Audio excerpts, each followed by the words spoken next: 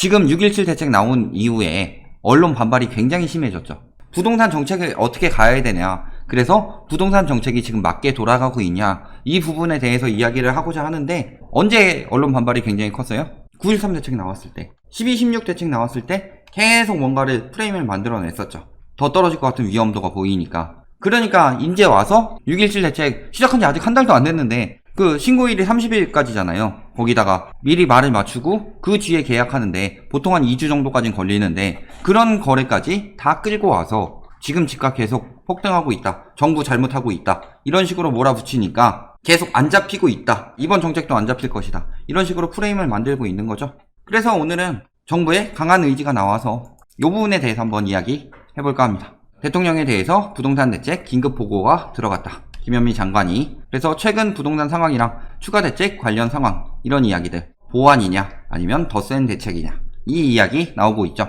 자, 총선의 경우는 어떻게 진행이 되고 대선의 경우는 어떻게 진행이 되느냐. 자꾸 정치 프레임 잡으니까 저도 조금 정치적으로 이야기해 볼게요. 뭐 정치에서 지지해서 한다는 얘기가 아니라 정치적으로 생각해 봤을 때 어떻게 될까. 총선의 경우는 어떻게 돼요? 지역별로 국회의원을 뽑는 거죠. 부동산 정책이 굉장히 강하게 들어간다, 이렇게 되면은 강남 3구라든가 뭐 마용성, 이런 해당 지역들에 대해서 반발이 굉장히 심하게 일어나겠죠. 얻을 수 있는 표와 얻지 못하는 표가 확연히 갈리더라. 그러니까 그 전까지는 부동산 정책 너무 세게 하기는 사실 힘든 상황이죠. 대선의 경우는 어떻게 돼요? 과반수 이상만 획득하면 되죠. 대선에서 대통령이 남은 정책 중에서 지금 제일 강조하는 게 뭐냐? 부동산 정책도 있고 질병 사태 해결하는 정책도 있고 북한과의 정책, 여러 가지 정책들이 있는데 어느 것을 최우선으로 두느냐? 지금 가장 안 되고 있는 게 부동산 대책이죠. 그러니까 긴급 보고해라, 언론에까지 이야기를 했다라는 거는 부동산을 굉장히 잡겠다는 의지를 보여주기로 한 거죠. 그럼에도 불구하고 뭐 얼마 전에 글 올라왔던 정부가 집값을 못 잡는 이유, 뭐 이런 식으로 해서 집값을 못 잡아야 진보표가 많아서 당선되기 더 유리해진다 라고 하는데, 실질적으로 정권 초창기부터 집값을 잡겠다라고 이야기를 하고 그 이야기에 대해서 흐지부지 넘어가지 않고 계속 강조를 하고 있는데, 집값을 못 잡으면 표가 나올까요? 정치적으로 생각을 해봐도 안 나오죠. 그러니까 아예 이번에 과반수 이상 받으려면 부동산을 잡아야만 한다. 총선 전까지만 해도 조금씩 천천히 나오던 정책들이 이번에는 기미만 보이면 쏟아져 나오죠. 예를 들어서 김포 파주 같은 경우도 요건 만족하면 5일부터 바로 진행하겠다, 이런 이야기를 하죠. 이번에도 여론이 안 좋아지니까 바로 들어가게 된 거죠. 최우선 과제는 종부세 입법, 21대 국회 최우선 입법 과제. 그렇죠. 지금 말씀하시는 보유세, 이것이 종부세가 포함되는 내용이죠. 근데 제가 늘 이야기했지만 6.17 대책에 왜 보유세 정책이 포함이 되지 않았느냐. 종부세율을 올리는 거는 국회 통과 사항인데 20대 국회에서 통과하지 못했고 6.17 대책이 나올 당시에는 21대 국회가 개원하지 못했죠. 그렇다고 해서 국회 개원을 기다려서 정책을 발표하자니 또 늦장 대응이라고 할 거잖아요. 빠르게 지금 신고 기간을 30일까지 단축해서 더 빠른 정보를 접해서 빨리 반응하기 위해서 그렇게까지 했는데도 불구하고 늦장 대응하면 그것도 문제죠. 그러니까 지금 6.17 대책에 굉장히 강력하게 들어갔고 여기에 추가로 보유세는 분명히 들어가기로 12.16 정책 때 나와서 20대 국회 때 통과를 못했으니까 21대 국회에서 통과를 시키겠다라고 그렇게 이야기를 했는데, 언론에서 뭐라고 그래요? 보유세 안 올렸다 그러면서 막 집값을 안 잡는 이유 하면서 보유세를 올려야 집값이 다 잡히는데 종부세율 올리기로 해놓고서 안 올렸다, 6.17 대책에서. 그러니까 집값 잡을 의지가 없다. 자꾸 이런 식으로 정치적 프레임으로 몰고 가죠. 왜 이제 정치적 프레임으로 자꾸 몰고 갈까요? 지금 나오는 규제 정책들이 보유세 강화되면 다주택자들 매물이 나올 수밖에 없죠. 여기에다가 양도세 중과 유예 끝났죠. 양도세 약화시킬 필요 없죠. 왜냐면 양도세를 다시 풀어줘 버리면 또다시 부동산으로 투기 수요들이 늘어날 수밖에 없으니까. 그 다음에 규제지역 굉장히 확대해서 이제 수도권에서 풍전주가 번질만한 데도 없죠. 김포 파주 몰아넣기 갔잖아요.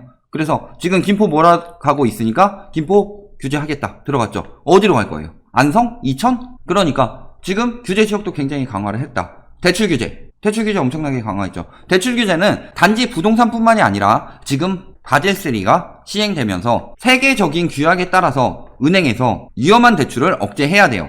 부동산이 안전자산이다 하는데 바젤 1 때건 바젤 2 때건 부동산에서 크게 터졌죠. 바젤 1 때는 일본에서 버블 터졌고 바젤 2 때는 미국에서 리먼 터졌잖아요. 바젤 3가 시행돼요. 그런데 언제부터 부동산이 안전자산이었느냐? 그 우리나라에서 닷컴 버블 이후에 멋모르고 들어간 거죠. 주식의 가치에 대해서 생각하지 않고 사람들이 몰리니까 멋모르고 들어갔다가 거기서 크게 손해보고 나오니까 그 뒤로부터 주식하면 안 된다. 부동산이 안전자산이라는 인식이 생겼죠. 하지만 부동산은 안전자산이었던 적이 없다. 왜? 위험한 시기에 빨리 팔고 빠져나갈 수 있어야 되는데 부동산은 그게 안 되죠. 떨어질 때 계속 가지고 있어야 되잖아요. 거기다가 부동산이 성장이 있나요? 감가상각은 되더라도 옆에 엄청난 호재가 들어오지 않는 이상은 성장은 없죠. 자체만 가지고 있는 게 생산성이 있느냐. 그런데 안전자산 프레임 잡고 계속 우상향한다. 이런 식으로 이야기를 했었죠. 그런데 규제가 더욱 강화되니까 이제는 규제에 대해서 반박할 내용이 없죠. 지금 여태까지 저금리 계속 이야기했고 공급 부족. 하지만 공급 부족 아니죠. 다주택 매물 나오면 해소가 되죠. 전국에 주택보급률 100% 넘었고 서울, 경기 일부 지역 제외하고 다 100% 넘었다. 서울 인구 계속 줄어들고 있죠.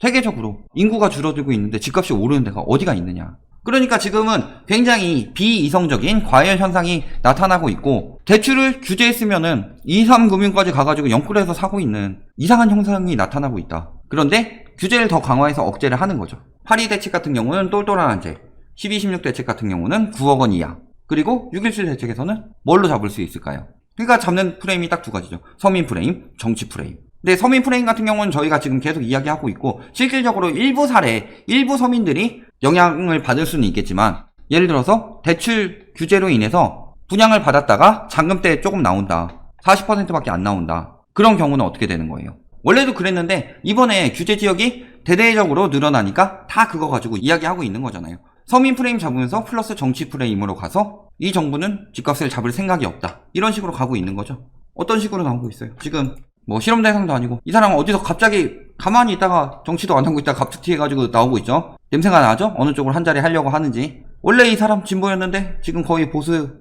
쪽으로 가고 있죠. 그러면서 맹공하고 있다. 그 다음에 아예 이제 무슨 짓 하고 있어요? 김현미 거짓말. 이게 실검에 왜 올랐는지 보셨어요? 거짓말 했다고 억지로 프레임을 잡아서 검색어를 계속 친 거예요. 부동산 카페에서. 얼마나 급했으면 저렇겠어요. 예를 들어서 규제를 하면 할수록 집값이 계속 오른다. 그러면은 다음에 집값이 계속 오른다고 하면 어떻게 되는 거예요? 다음 정권 때 정권 바뀌겠죠. 그러면 집값 폭등시켜놓고 정권 바뀌고 나서 규제 정책이 잘못됐다라고 하면은 규제 완화하면서 그때 양도세 받고 팔면 되잖아요. 그런데 뭐라 그래요? 김현미 거짓말 하면서 이런 식으로 프레임을 잡는 이유는 뭐예요? 김현미 장관이 자기네들 집값에 도움이 안 된다는 얘기고 실질적으로 정책이 제대로 가고 있다는 얘기죠. 21번째 정책이 나왔다는 이유. 왜 21번이나 나왔는데 집값을 못 잡아요? 늘 얘기하지만 작년 미중 무역전쟁 그리고 올해 질병사태까지 집값이 급격히 폭락하게 되면 경기 침체가 될 수 있으니까 그렇게 되지 않는 선에서 차츰차츰 안정세를 잡으려고 하니까 정책이 작게 많이 나오는 거죠. 세게 하려면 얼마든지 세게 할 수 있죠. 보유세 막 한 10%로 올려버리고 하면 되죠. 나오는 거 보면 어때요? 얘기 나왔던 거예요. 종부세 21대 국회 최우선 입법 과제. 자, 종부세 이거 언제 나왔다? 12, 16대 나왔다. 20대 때 통과 안 돼서 아직까지 안 되었다. 이런 상황이죠. 21대 국회 인재했죠. 6.17 할 때 안 됐죠. 원래 할 수가 없는 상황인데 그거 가지고 자꾸 프레임 잡고 몰아붙인 거죠. 그 다음에 집 팔아라. 매각 재공고했다. 그렇죠? 그래서 부동산 문제 해결에 대한 의지를 강조했다. 지금 6.17 이후에 자꾸 종부세 가지고 프레임 잡으니까 아예 종부세 확실히 올리겠다라고 이야기한 거죠. 어떤 내용이었어요? 12, 16대 1주택자의 경우 0.1%포인트에서 0.3%포인트까지 상승시키고 그 다음에 다주택자의 경우는 0.2%포인트에서 0.8%포인트까지 되는 거죠. 세부담 상한 300%로 강화시킨다. 자꾸 그 청주아파트 이야기하는데 포장하려는 건 아니고 어떤 상황을 하든 간에 욕을 먹을 수밖에 없어요. 지금 언론은 부동산 잡는 걸 좋아하지 않기 때문에 어떤 식으로든 깔 거거든요. 예를 들어 반포 아파트를 팔았다. 엄청난 시세 차익 남겨. 이런 식으로 기사 줄을 읽겠죠. 그리고 반포 아파트 지금 잘 팔려요. 15억 이상 대출 규제 걸려서 잘 팔리지도 않죠. 반대로 청주 아파트를 팔면은 왜 청주 파냐. 그리고 청주 이번에 방사관 가속기 때문에 올랐으니까 얼마 정도 시세 차익이 얻는다. 이런 식으로 자꾸 몰고 가는 거예요. 뭘 팔든 간에 욕을 먹을 수밖에 없어요. 경실련에서도 서울시 의원 31%가 다주택자고 강대호 여기 민주당 의원은 30채 보유하고 있다. 뭐 대부분이 아파트는 아니고 뭐 다세대나 뭐 빌라 이런 거긴 한데 투기 여부 조사해서 솔선수범해야죠.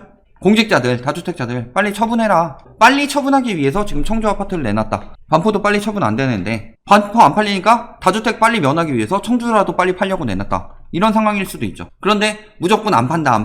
못 팔 수도 있어요. 왜냐? 규제가 강화돼서 15억 이상 대출 금지돼서 팔려고 해도 안 팔리는 경우가 생길 수도 있다. 이번에 뭐라고 그랬어요? 참모들 다 처분해라. 이거 진짜 근데 좀 지켜보긴 해야 돼요. 이렇게 지금 계속 이야기하는데 안 팔고 버티는 참모들은 조치를 해야 되겠죠. 1주택 제외하고 나머지를 처분하기를 강력히 권고한다. 가격 낮추면 물론 팔리겠죠. 얼마나 근데 낮춰야 되는지에 대해서는 빨리 하나는 팔아야 되겠다 싶어서 했는데 이런 식으로 기사했다가 제목 자극적으로 바꾸죠. 어느 언론인지는 이야기하지 않겠어요. 배를 잘 만드는 그 언론에서 이야기하고 있는데 실수요한테 팔아야 되는데 유동성 안 된다는 거 저희가 계속 반박을 했죠. 그러니까 지금 유동성도 안 되고 그 다음에 공급 부족도 안 되고 할 말은 뭐다? 정치 프레임이다. 어떤 상황이에요? 지금 저희가 주로 이야기하는 언론들, 배를 잘 만드는 언론이나 매국경제, 망국경제, 그 다음에 뭐 종양일보 자꾸 얘기하는 거, 여기 보면은 건설사 가지고 있는 언론들, 얘네들이 다 기사형 광고를 하고 있다. 특히 비판하는 언론들은 정부 정책을 비판하고 거기에 또 다른 쪽으로는 광고를 넣고 있어요. 그러니까 규제가 강화되면 강화될수록 수요가 억제되죠. 수요가 억제되니까 규제를 비판해서 수요를 풀도록 만들고 이쪽에서는 광고를 해서 팔아먹으려고 하고 있다. 지금 6.17 대책 나오고서 긍정적으로 어디 집값 잡히고 있다. 이런 긍정적인 기사 본 적 있어요? 하다못해 상승폭이 꺾였다. 혹은 규제지역 지정돼서 19일 이후 거래가 말랐다. 이런 기사들 많지 않죠. 거의 없죠. 그냥 많이 하는 지역들. 그런 지역들은 많이 안 잡힌다. 그러니까 언론이 왜 지금 호도가 제일 심하겠어요? 지금 언론이든 투기를 조장하는 유튜버들이든 지들이 부추겨서 집값을 올렸어요. 그래서 서민들이 빚을 내지 않으면 집을 살 수가 없는 상황이 되었어요. 그런데 이제부터 대출 막았으니까 서민 사다리 걷어찼다고. 언제부터 서민들이 그렇게 생각했다고? 웃기는 상황이죠. 결론적으로 이야기하면은 어떤 내용들이 들어가 있는 거예요? 겉에 보이는 거, 밖으로 보이는 거는 12.16 종부세 예율 21대 통과, 다주택 참모들 1주택 남기고 매각, 이 정도 내용으로만 보도를 하고 있죠. 요거 두 개 잠깐 얘기하는데 그럼 오랜 시간이 걸렸을까요? 지금 추진되고 있는 거 임대사업자 관련 법이나 그 다주택일수록 종부세, 중과세 언론에선 안 나오는데 여론에 돌고 있죠. 이런 여론들에 대한 내용도 그 보고가 돼서 모니터링 안 하고 있을 수는 없잖아요. 모 기사에서는 국토부에서 모니터링 지금 유튜브 다 모니터링 하고 있다 하면서 저희 이야기도 나왔었는데 지금 제일 많이 나오는 이야기가 임대사업자 폐지, 그 다음에 다주택 종부세, 중과세 해라. 보이스 왜 안 올려요? 이미 올리기로 돼 있는데 이건 언론에 넘어간 거고. 이런 그 여론에 대한 내용들이 논의가 되고 있을 것이다. 근데 그게 지금 어느 시기에 해야 되느냐. 예를 들어 임대사업자 같은 경우는 피해가 임차인한테 돌아올 수 있기 때문에 그렇기 때문에 임대사업자를 잡기 위해서 임대차 3법을 추진하는 것이다. 그 다음에 다주택 종부세, 중과세 같은 경우는 고려되고 있겠죠. 안건으로 나와서 국회가 통과되면은 나올 수 있겠죠. 그러니까 어느 쪽을 국회에서 좀 밀어줘서 입법 추진을 해야 되고 어느 쪽을 국토부에서 해줘야 되느냐, 이런 부분에 대한 조율이 많이 들어갔을 것이다. 지금 긴급보고 특별지시 들어갔던 거 원래 긴급보고 받고 특별지시 하는 거 이렇게 언론에서 대대적으로 이야기를 하던가요? 갑자기 왜 이렇게 하겠어요? 부동산을 정치적인 프레임으로 끌고 가서 잡을 의지가 없다, 잡으려고 안 한다, 이런 이야기를 하니까 첫 번째는 보여주기식의 가능성이 있죠. 그 다음에 두 번째는 뭐예요? 확실히 이번에 더 빨리 추진하기 위해서 일부러 보여주기 식으로 나왔다, 이랬을 가능성이 굉장히 높다, 이렇게 보시면 되겠고요. 늘 이야기하지만 이번 정부의 핵심 정책은 처음부터 부동산 정책이었다. 제가 작년에 한번 이런 얘기 했을 거예요. 같은 가격이더라도 올라가고 있을 때랑 떨어지고 있을 때 여기서 요 추세로 가격은 하나도 못 떨어뜨렸어도 요 추세로 바꾸기만 해도 굉장히 성공한 거다 라고 그랬죠. 왜냐면 부동산의 경우는 반영이 굉장히 늦기 때문에 임기 내에 바로 반영하기가 굉장히 힘들어요. 지금 그거를 더 빨리 반영하기 위해서 여러 가지 정책들이 점점 더 세게 들어가는 거죠. 그리고 개성까지는 어느 정도까지 잡겠느냐, 대통령이 분명히 여기까지 잡겠다고 이야기했죠. 여기까지 못 잡고 한 여기쯤 잡히더라도 여기서 끊기지 않고 떨어지는 추세에서 어느 정도 유지되는 데에서 끊기게 만들 거다. 문정부 이전 금액까지 하락하기 위해서는 이번 정권 내는 힘들죠, 사실. 왜냐면은 타선 기간이 굉장히 길기 때문에 금매가 나오더라도 안 팔리고 하면서 유지는 계속 되거든요.